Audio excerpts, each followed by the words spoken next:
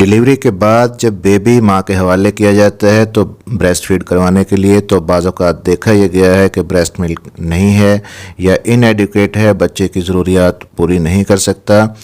और बाज़ औक़ात मदर्स भी ये कंप्लेन करती हैं कि उनको ऐसा लगता है कि उनके ब्रेस्ट मिल्क की सप्लाई कम है और बच्चे की भूख को पूरा नहीं कर सकती, तो कहीं उनका बेबी कमज़ोर ना रह जाए। क्या आपके ब्रेस्ट मिल्क की सप्लाई कम है या एनफ है आपके बेबी के लिए, इसको जानने का नहायत ही आसान तरीका है। हम पहले एक वीडियो में डिस्कस कर चुके हैं, उसका लिंक नीचे डिस्क्रिप्शन में मौजूद है, आप देखना चाहें तो देख सकते हैं। और अगर वाकई में माँ का दूध कम है तो ब्रेस्ट मिल्क की सप्लाई को कैसे इंक्रीज़ किया जाए, तो डियर मदर्स, आज की इस वीडियो में आपके लिए कुछ इम्पोर्टेंट स्टेप्स हैं, कुछ मसाज टेक्निक्स हैं और कुछ टिप्स और कुछ होम रेमेडीज़ हैं जिनको फॉलो करके आप अपने ब्रेस्ट मिल्क की सप्लाई को बढ़ा सकते हैं। मैं हूं डॉक्टर ताहिर और आप देख रहे हैं डॉक्टर हेल्पिंग हेल्थ। चैनल को सब्सक्राइब कर लीजिए और बेल आइकन को दबाकर ऑल पर प्रेस कीजिए ताकि मज़ीद इन्फॉर्मेटिव वीडियोज़ आप तक पहुंच सकें। तो इन स्टेप्स को बारी बारी हम लेते हैं। तो नंबर 1 है कि आपने as early as possible breast feeding start करवा देनी है। आप अपने बेबी को जितनी जल्दी ब्रेस्ट फीडिंग शुरू करवाएंगे, आपके ब्रेस्ट मिल्क की सप्लाई उतनी ही अच्छी बनेगी और जल्दी डेवलप होगी। अगर नॉर्मल डिलीवरी हुई है और बेबी बिल्कुल ठीक है तो आपको आधे घंटे के अंदर अंदर बच्चे को ब्रेस्ट फीडिंग शुरू करवा देनी चाहिए। और अगर सी सेक्शन हुआ है तो जैसे ही आप ओटी से बाहर आती हैं, एनेस्थीसिया का इफ़ेक्ट कम होता है और आपके बेबी को भी ऑब्जर्वेशन में रखने की ज़रूरत नहीं है, तो आप फ़ौरन से उसे ब्रेस्ट फीड शुरू करवा दीजिए। बाज़ कल्चर्स के अंदर ये देखा गया है कि शुरू का जो गाढ़ा दूध हल्के येलो कलर का होता है, उसे कोलोस्ट्रम कहा जाता है, उसको ज़ाया कर दिया जाता है बेबी को देने की बजाय। लेकिन ये एक बहुत बड़ी मिस्टेक है। इस दूध के अंदर बहुत ही मुफीद एंटीबॉडीज़ होती हैं जो बच्चे को मुख्तलिफ़ बीमारियों से प्रोटेक्ट करती हैं। ये माँ की तरफ से मुख्तलिफ़ बीमारियों के ख़िलाफ़ एक तरह की वैक्सीन है जो बच्चे को दी जाती है, तो इसे वेस्ट करने की गलती बिल्कुल ना कीजिए। फिर है जी कि proper technique of breast feeding आपको अपनानी चाहिए। अगर आप अपने बच्चे को सही तरीके से ब्रेस्ट फीड नहीं करवाती और ब्रेस्ट खाली नहीं हो पाती, तो आपके ब्रेन को ये सिग्नल जाएगा कि दूध मौजूद है और दूध मत बनाओ। तो ब्रेस्ट का एम्प्टी होना बहुत ज़रूरी है ब्रेस्ट मिल्क की प्रोडक्शन को बढ़ाने के लिए। फिर बच्चे को लेट कर दूध ना पिलाएं, बैठकर बच्चे को गोद में लेकर निस्बतन कम रोशनी में रिलैक्स्ड माहौल में बैठें और जब तक एक साइड खाली ना हो बच्चे को दूसरी साइड पे अटैच ना करवाएं। और जब दूसरी ब्रेस्ट पे लैच करवाएं तो कोशिश करें कि बेबी उसको भी अच्छी तरह से खाली करे। फिर हार्मोन्स ऑफ ब्रेस्ट फीडिंग के बारे में बात करते हैं कि ब्रेस्ट मिल्क की प्रोडक्शन के लिए 2 हार्मोन्स बहुत ही ज़रूरी हैं, वो हैं ऑक्सीटोसिन और प्रोलैक्टिन। तो आपने अपने जिस्म के अंदर इन 2 हार्मोन्स को बढ़ाना है।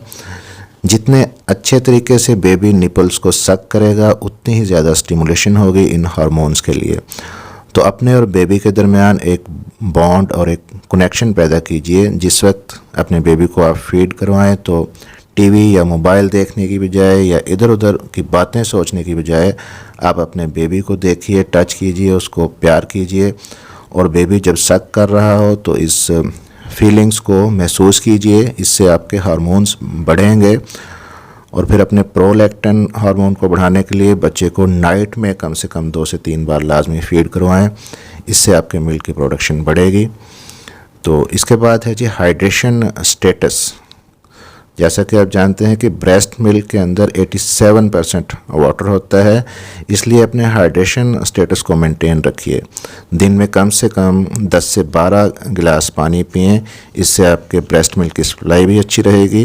और बच्चे को फीड करवाने से पहले आप एक गिलास नीम गर्म पानी पिएं, इसी तरह फीड करवाने के बाद भी एक गिलास नीम गर्म पानी पिएं। आपका मेटाबॉलिज्म और ब्रेस्ट मिल्क प्रोडक्शन अच्छा रहेगा।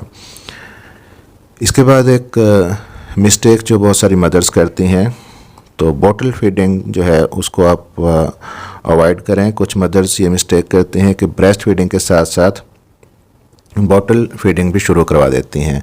उनका ये मानना होता है कि इस तरह जब बच्चे को माँ का दूध छड़वाएंगे तो आसानी से छोड़ देगा और बॉटल फीडिंग पे शिफ्ट हो जाएगा। लेकिन ऐसा करना बिल्कुल भी मुनासिब नहीं है, क्योंकि ऐसा करने से बच्चा ब्रेस्ट फीडिंग भी छोड़ सकता है। क्योंकि बच्चा जब मदर ब्रेस्ट पर फीड करता है तो उसको दूध को सक करने के लिए ताकत लगाना पड़ती है, लेकिन जब बॉटल पे फीड करता है तो इतना ज़्यादा ज़ोर नहीं लगाना पड़ता। निप्पल को हल्का सा दबाने से दूध आ जाता है और बच्चे को फिर इस आसानी की आदत पड़ जाती है। और जैसे ही माँ बच्चे को ब्रेस्ट पर फीड करवाने के लिए लाती है तो बच्चा सक करने के लिए सही तरह से ज़ोर नहीं लगाता और सिर्फ उतनी ही एफर्ट करता है जितनी वो बॉटल फीडिंग पर करता है, और जब दूध नहीं आता तो छोड़ देता है। इसलिए ब्रेस्ट फीडिंग और बॉटल फीडिंग को एक साथ शुरू ना करवाएं। अगर किसी वजह से बेबी को ऊपर का दूध देना भी पड़ता है तो आप चम्मच से दें। इसके बाद है जी मसाज फॉर नर्सिंग मदर्स, बहुत इम्पॉर्टेंट है। ब्रेस्ट मिल्क की सप्लाई को बढ़ाने के लिए मसाज नर्सिंग मदर्स के लिए काफ़ी हेल्पफुल है। जो भी मसाज करे वो मदर की बैक साइड पर खड़े होकर पहले अपने दोनों हाथों के अंगूठों से कंधों के दरमियान रीढ़ की हड्डी के दाएं बाएं ऊपर नीचे मसाज करें। 5 से 10 मिनट ऐसा करें।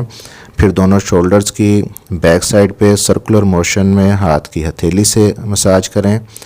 इसी तरह फिर दोनों ब्रेस्ट पे सर्कुलर मोशन में क्लॉकवाइज और एंटी क्लॉकवाइज दोनों डायरेक्शन में मसाज करवाएं। मसाज के लिए कोई भी ऑयल लाइक ऑलिव ऑयल या मस्टर्ड ऑयल यूज़ किया जा सकता है। मसाज करने से मदर के अंदर हार्मोन्स स्टिमुलेट होंगे, ब्लड सप्लाई बढ़ेगी और मिल्क की प्रोडक्शन इंक्रीज़ करेगी। फिर साथ ही हल्के गर्म पानी से डेली बाथ लीजिए, क्योंकि ब्रेस्ट को वार्म करने से और मसाज करने से डक्ट्स खुल जाती हैं और जो थोड़ी बहुत ब्लॉकेज या क्लॉगिंग होती है डक्ट्स के अंदर वो भी खुल जाती है और मिल्क की सप्लाई अच्छे से हो जाती है। इसके बाद एक और इम्पॉर्टेंट जो फैक्टर है ब्रेस्ट मिल्क की सप्लाई को कम जो करता है वो है फियर एंड एंजाइटी। अगर आपके अंदर ये डर और घबराहट है कि मैं इतना ब्रेस्ट मिल्क प्रोड्यूस नहीं कर पाऊँगी या मेरा बेबी का पेट नहीं भर सकेगा, कहीं मेरा बेबी भूखा ना रह जाए, कमज़ोर ना हो जाए, तो इस डर और घबराहट की वजह से आपका पैरासिम्पैथेटिक नर्वस सिस्टम एक्टिवेट नहीं हो पाएगा, जो ब्रेस्ट मिल्क की सिक्रीशन के लिए बहुत ज़रूरी है।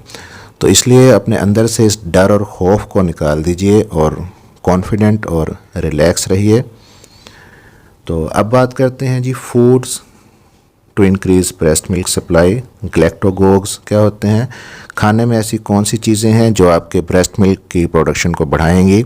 सबसे पहले तो जनरली आप अपनी डाइट को इम्प्रूव कीजिए, अपना प्रोटीन इंटेक बढ़ाइए। इसके लिए आप एग, चिकन, मटन, सोयाबीन, दालें ले सकती हैं। कम से कम 1 लीटर दूध रोज़ाना आप लें, दूध की शक्ल में या दही की शक्ल में।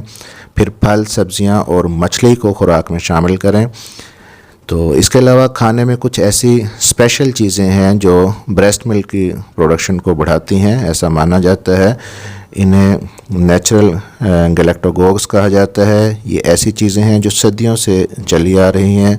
मुख्तलिफ़ कल्चर्स में मुख्तलिफ़ चीज़ें फेमस हैं। चंद कॉमन जो गैलेक्टोगोग्स हैं आपको बताते हैं। उसमें सौंफ है, ज़ीरा है, अजवाइन है, मेथी है, लहसुन, साबूदाना, जौ का दलिया, कोकोनट और शतावरी वगैरह शामिल हैं।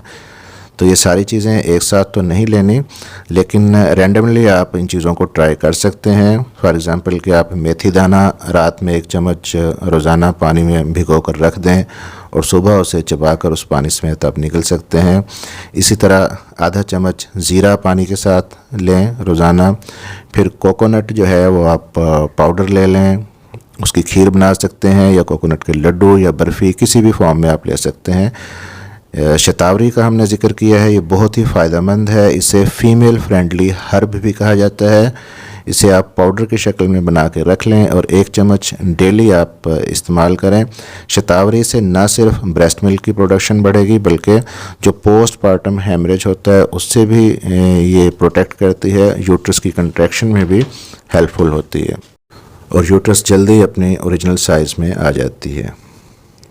तो ये सारे स्टेप्स और रेमेडीज़ को फॉलो करके आपको शाज़ो नाज़र ही ब्रेस्ट मिल्क बढ़ाने के लिए मेडिसिन की ज़रूरत पड़ेगी। लेकिन फिर भी अगर कोई इशू है तो आप अपने डॉक्टर से कंसल्ट कीजिएगा। डॉक्टर आपको लैक्टेटिंग सप्लीमेंट्स एडवाइस कर सकते हैं। इसके अलावा कैल्शियम और आयरन के सप्लीमेंट भी दिए जा सकते हैं।